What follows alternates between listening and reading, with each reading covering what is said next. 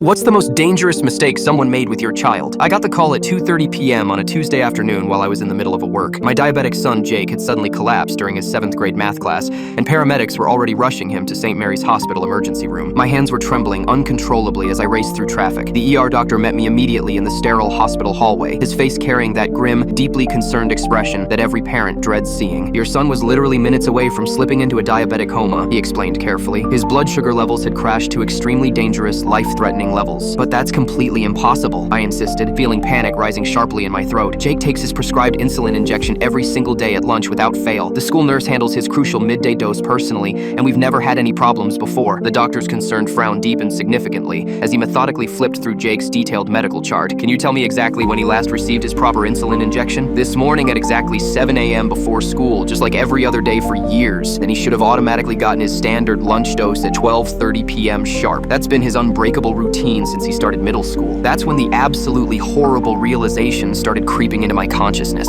Something had gone devastatingly wrong at that school. I immediately grabbed my phone and called the nurse's office directly from the hospital hallway. Ring after ring after ring, but absolutely no answer whatsoever. My anxiety was shooting through the roof with each unanswered call. Finally, in desperation, I called the main office instead. "Oh, well, there was just a small mix-up with some medications today," the secretary said hesitantly, her voice unusually nervous and evasive. "The nurse will definitely explain everything in detail when she becomes available." "What exactly do you mean by mix-up?" I demanded urgently, but she'd already abruptly hung up the phone, leaving me with more questions than answers. Jake was medically stable by that evening, but I barely managed to sleep even 1 hour that entire night. My mind kept racing through possibilities. The next morning, I marched straight into that school building with determination, demanding immediate answers from everyone involved in this disaster. The principal tried to calm me down, but I wasn't having any of it. I needed to know exactly what went wrong. The nurse kept avoiding my questions, giving vague responses about busy lunch periods and honest mistakes. She wouldn't look me directly in the eyes and kept fidgeting with papers on her desk nervously. "I need specifics," I demanded firmly. "My son almost died yesterday. What exactly happened during his medication time?" After 20 minutes of evasion and excuses, she finally broke down and confessed the truth. She'd been hurrying frantically during the chaotic lunch period and carelessly grabbed the completely wrong medical device from the medication storage cabinet. She gave my diabetic son another random student's asthma rescue inhaler instead of his critical insulin injection pen. She never bothered checking the name clearly written on the device. When my confused son examined the unfamiliar blue device and specifically asked, "Are you absolutely sure this belongs to me? It doesn't look right at all," she impatiently snapped at him to stop questioning adults and just take his medicine immediately. For the next 4 agonizing hours, my son sat through multiple classes with absolutely zero insulin circulating in his system,